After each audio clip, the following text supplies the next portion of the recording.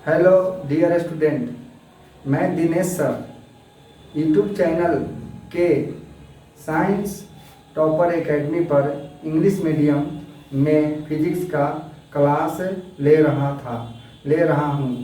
ठीक है, तो हिंदी मीडियम के बच्चों का भी डिमांड था कि सर हिंदी मीडियम में भी यूट्यूब पर फिजिक्स का क्लास आप लीजिए।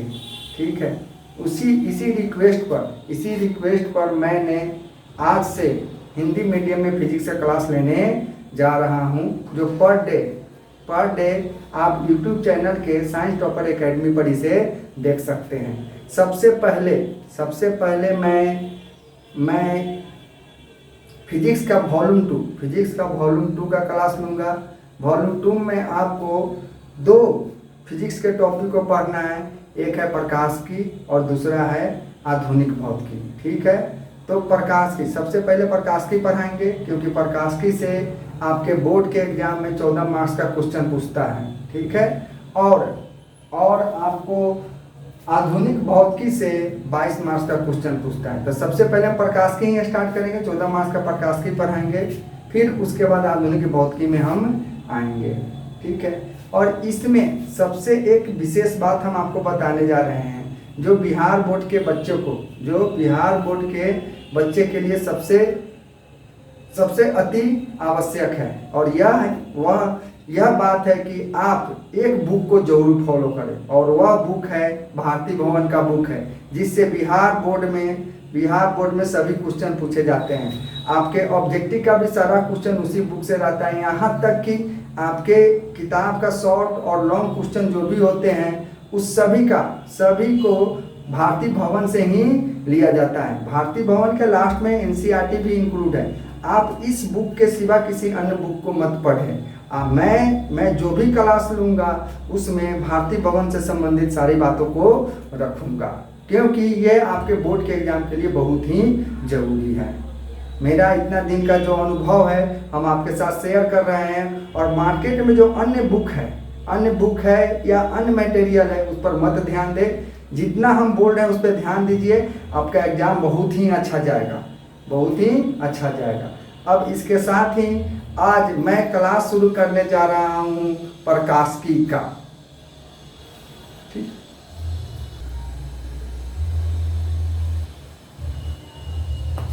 एक मिनट, आइए वॉल्यूम 2 के सिलेबस को सब समझ लेते हैं।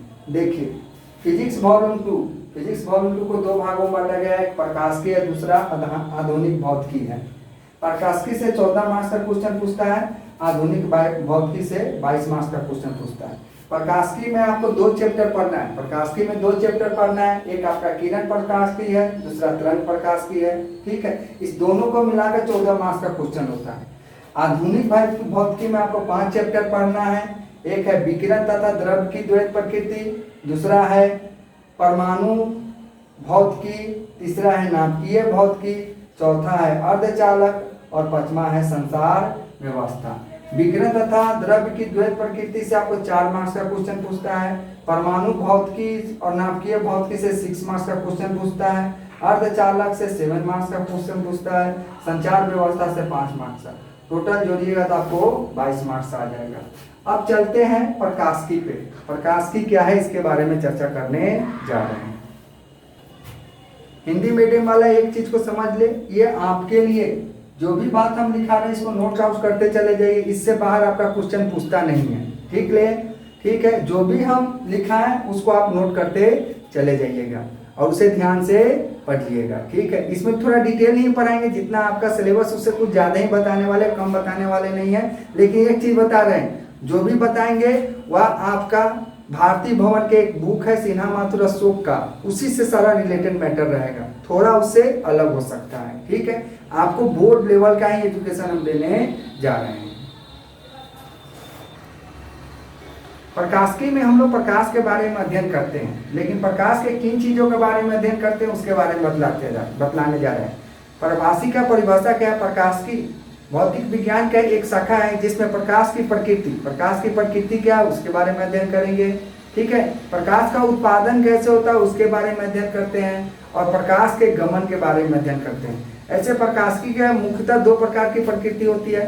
प्रकाश की मुख्यतः दो प्रकार की प्रकृति होती है, एक तरंग प्रकृति होती है, दूसरा कण की प्रकृति होती है।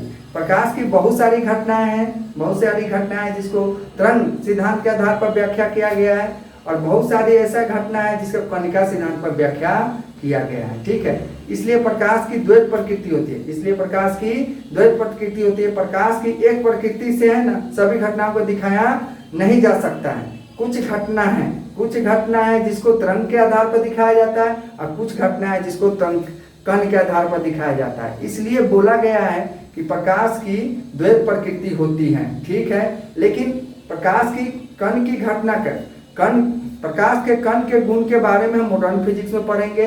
ठीक है, वहां पर हम बताएंगे photoelectric effect, Compton effect, प्रकाश के कण के बारे में। यहाँ पर हम प्रकाश के मात्र एक ही गुण, तरंग के गुण के बारे में हम अध्ययन करेंगे। प्रकाश की एक ही प्रकृति, तरंग की प्रकृति के बारे में अध्ययन करेंगे, ऐसे संबंधित घटना के बारे में जानेंगे। चलो, प्रकाश की को हम सबसे पहले डिफाइन करते हैं। प्रकाश की यह भौतिक विज्ञान का एक शाखा है जिसमें प्रकाश की प्रकृति, उत्पादन और प्रकाश गमन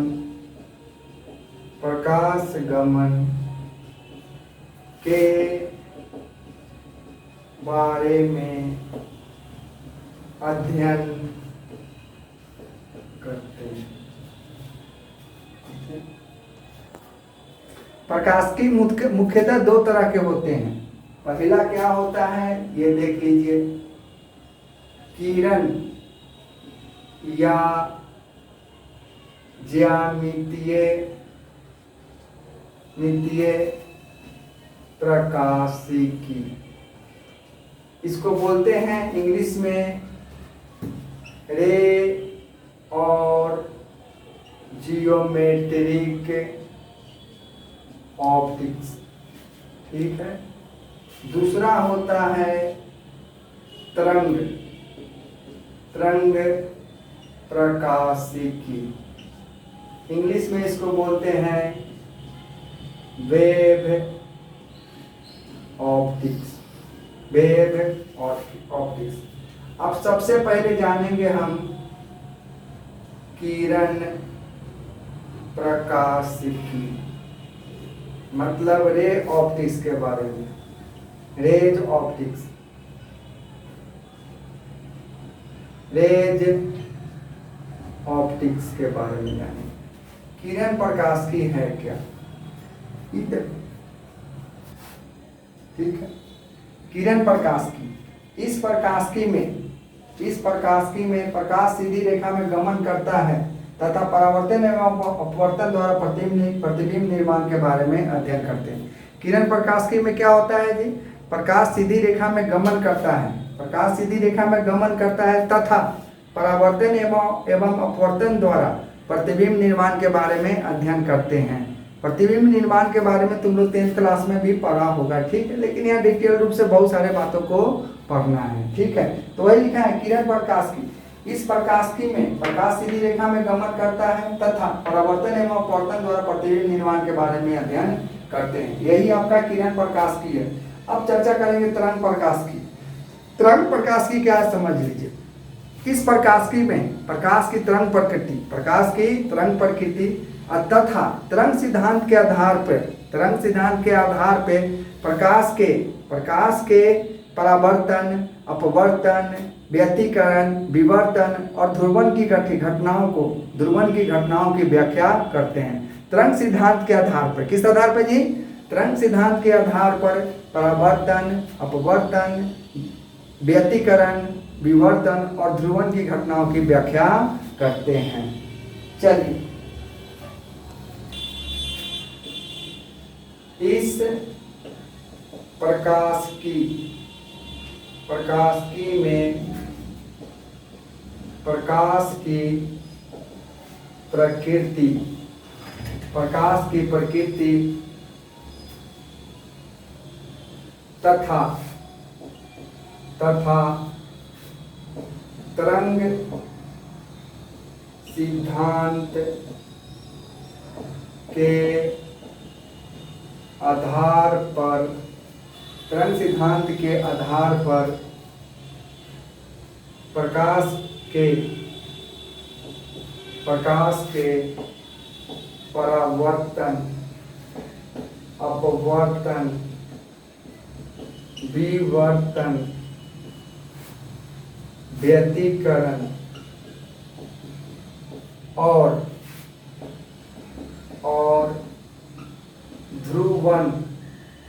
ध्रुवन की घटनाओं की व्याख्या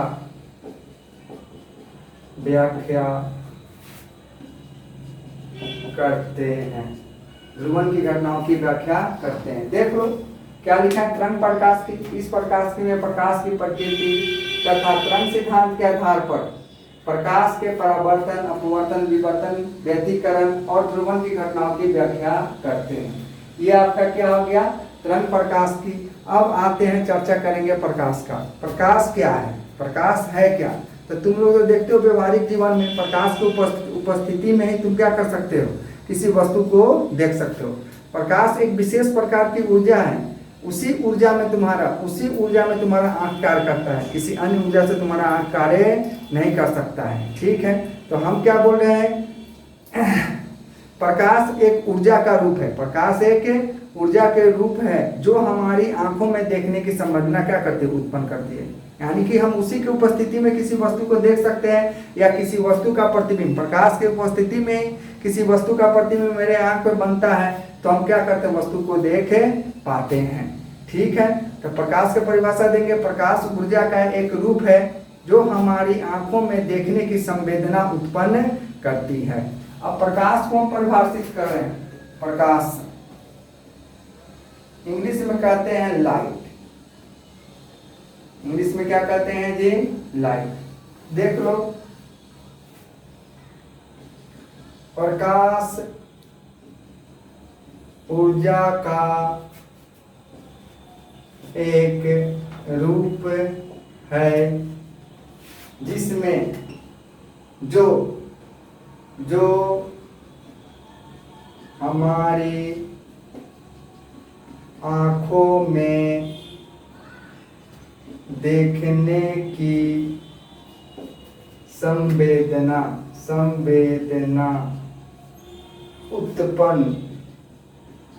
उत्पन्न करता है। अब प्रकाश के गुण के बारे में भी चर्चा हम करेंगे, प्रकाश के बारे में चर्चा करने जा रहे हैं। तो प्रकाश का कुछ गुण है, 5 गुण है, उस 5 गुणों के बारे में भी व्याख्या करेंगे। आप लिख रहे हैं, टॉपिक क्या है तुम्हारा जी, इसी में है प्रकाश का गुण।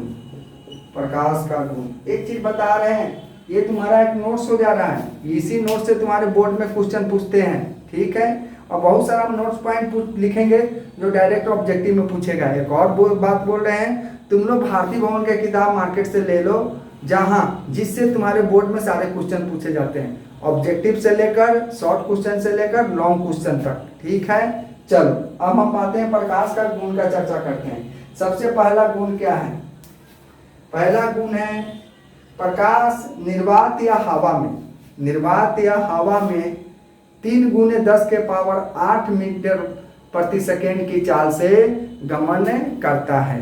हवा या निर्वात में प्रकाश की चाल सबसे अधिक होती है। अन्य माध्यम में प्रकाश की चाल घट भी जाती है, यानी अलग अलग माध्यम में प्रकाश का चाल क्या होता है, अलग अलग होता है। लेकिन अब एक बात जो बता रहे हैं, सबसे पहले हवा या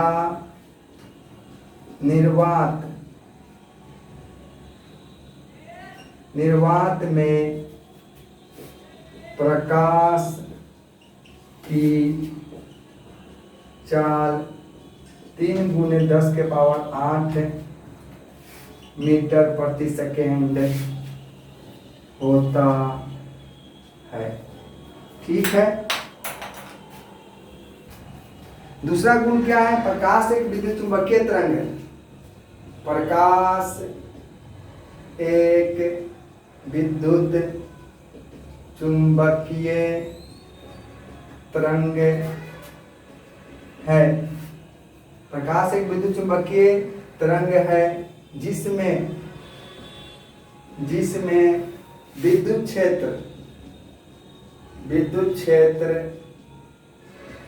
E और चुंबकीय क्षेत्र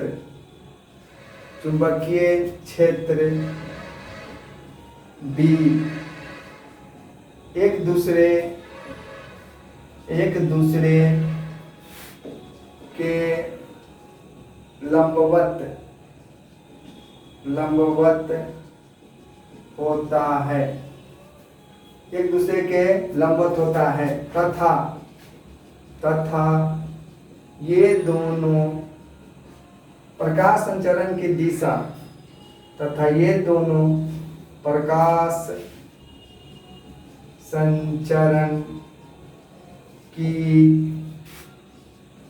दिशा के लंबवत कंपन करता है। प्रकाश संचरण की दिशा के लंबवत करता है। एक मिनट देख लो, फिगर से इसको दिखा देते हैं। ये तुम्हारा एक्स अक्ष है, ये वाई अक्ष है और ये क्या है? जेड अक्ष है। इसमें हम बता रहे हैं ये जो है तुम्हारा, ये प्रकाश संचरण की दिशा है।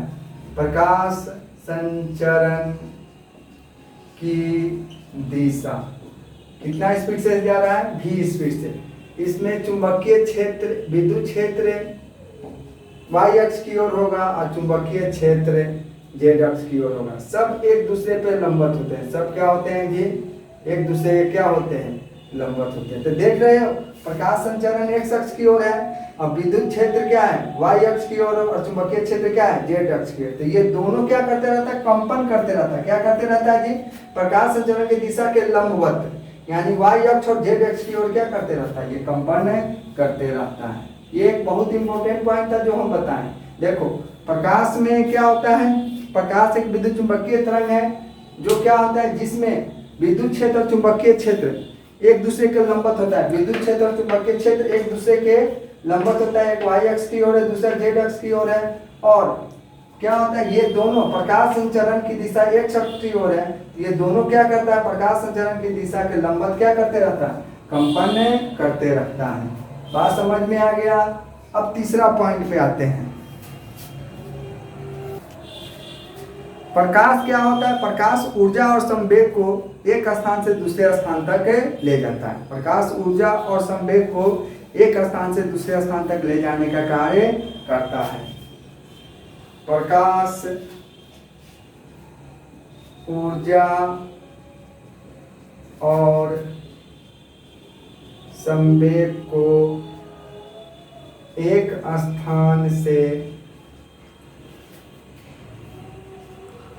जाने का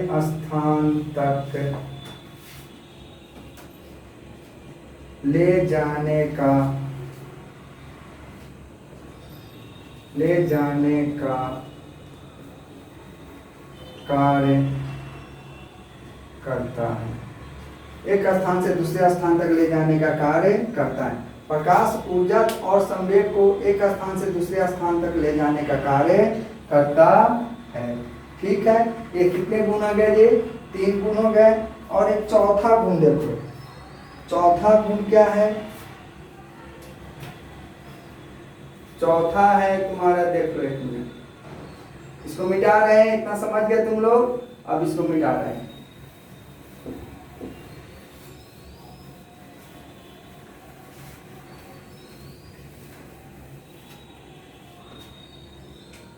चौथा गुण क्या है? प्रकाश देखो, चौथा गुण क्या है? प्रकाश V बराबर न्यू इंटू लैम्ब्डा सूत्र का पालन करता है। V बराबर न्यू इंटू लैम्ब्डा सूत्र का पालन करता है। जहां V क्या है जी? जहां V क्या है? प्रकाश का वेग। न्यू क्या है? प्रकाश का आवृत्ति। और लैम्डा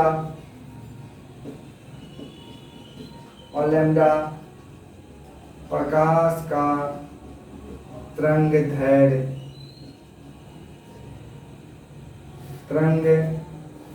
है। देखो प्रकाश मुख्यतः तीन चीज पर निर्भर करते हैं। प्रकाश की तरंग प्रकृति तीन चीज पर निर्भर करता है। प्रकाश का वेग v पर, आवृत्ति न्यू पर और तरंगदैर्घ्य क्या होता है लैम्डा पर। इसी तीनों बातों पे क्या करता है, निर्भर करता है। इसी से संबंधित एक पांचवा गुण जो दिखाने जा रहे हैं। प्रकाश का मुख्य दो घटना हम बताने जा रहे हैं। मुख्य दो घटना होता है परावर्तन और अपवर्तन। परावर्तन में क्या होता है, प्रकाश उसी माध्यम में वापस आ जाता है, और अपवर्तन में प्रकाश एक माध्यम से कहाँ जाता है जी, दूसरे माध्यम में। तो एक मिनट समझ लो, प्रकाश जब समान माध्यम में परावर्तित होता है, प्रकाश जब समान माध्यम में परावर्तित होता है तो प्रकाश की चाल, आवृत्ति और तरंगदैर्घ्य में कोई परिवर्तन नहीं होता है। ठीक है। प्रकाश परावर्तन के केस में, प्रकाश परावर्तन की स्थिति में प्रकाश की चाल, प्रकाश की आवृत्ति और तरंगदैर्घ्य में कोई परिवर्तन नहीं होता है। देख लो पांचवा गुण इंपॉर्टेंट गुण है। जब प्रकाश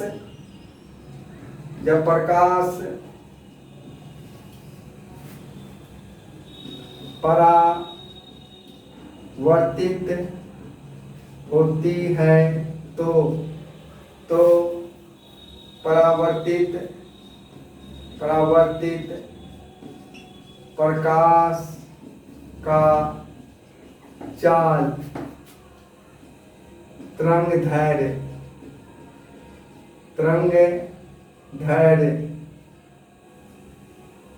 और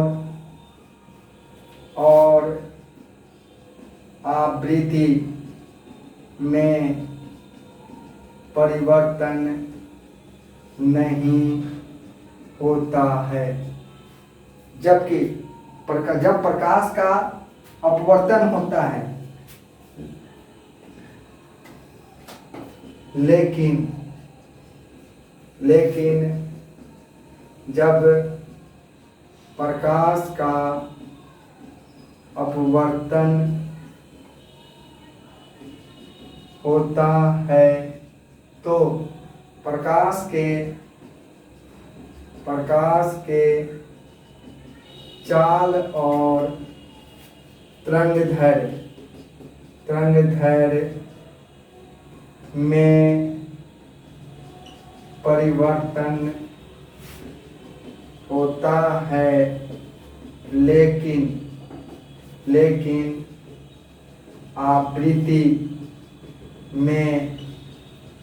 परिवर्तन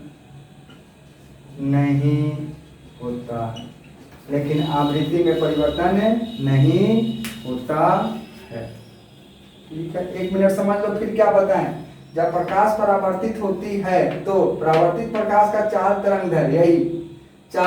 तरंगदैर्घ्य और आवृत्ति में परिवर्तन नहीं होता है। परावर्तित प्रकाश के क्या होता है, चाल, तरंगदैर्घ्य और आवृत्ति में परिवर्तन नहीं होता है। लेकिन जब प्रकाश का अपवर्तन होता है तो प्रकाश के चाल, तरंगदैर्घ्य में परिवर्तन होता है। प्रकाश के चाल और तरंगदैर्घ्य में परिवर्तन होता है, लेकिन आवृत्ति में परिवर्तन नहीं होता है।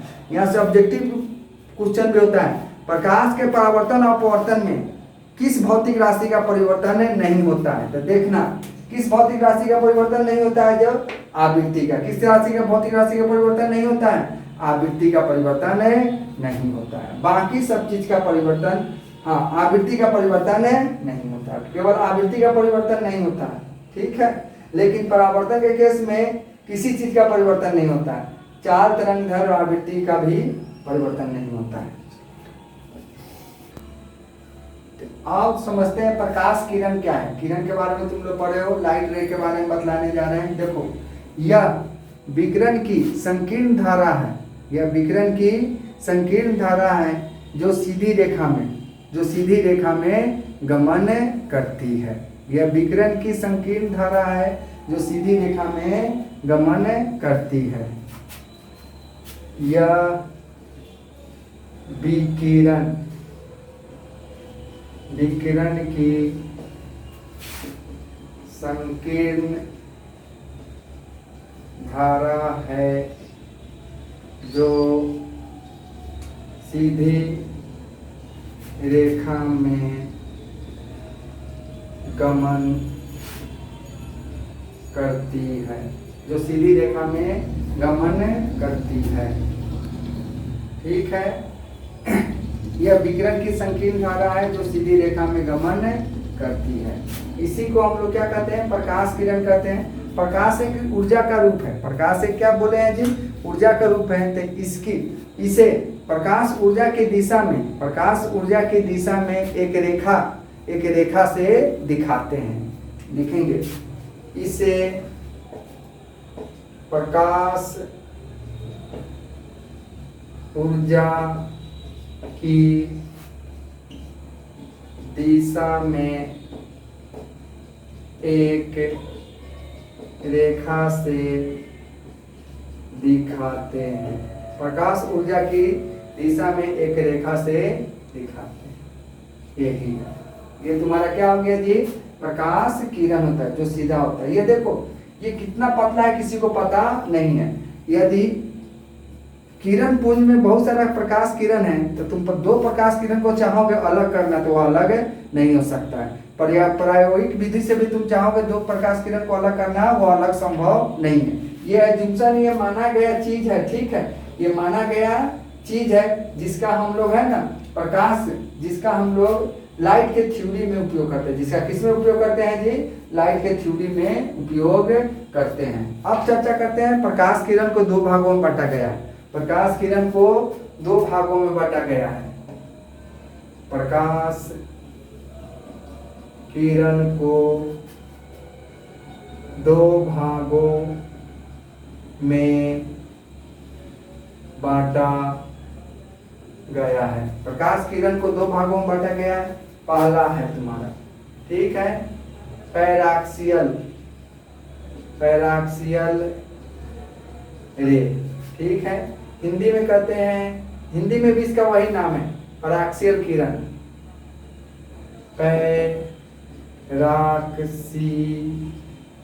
पैराक्सियल किरण कहते हैं, दोनों नाम सेम है। और दूसरा जो होता है मार्जिनल रे,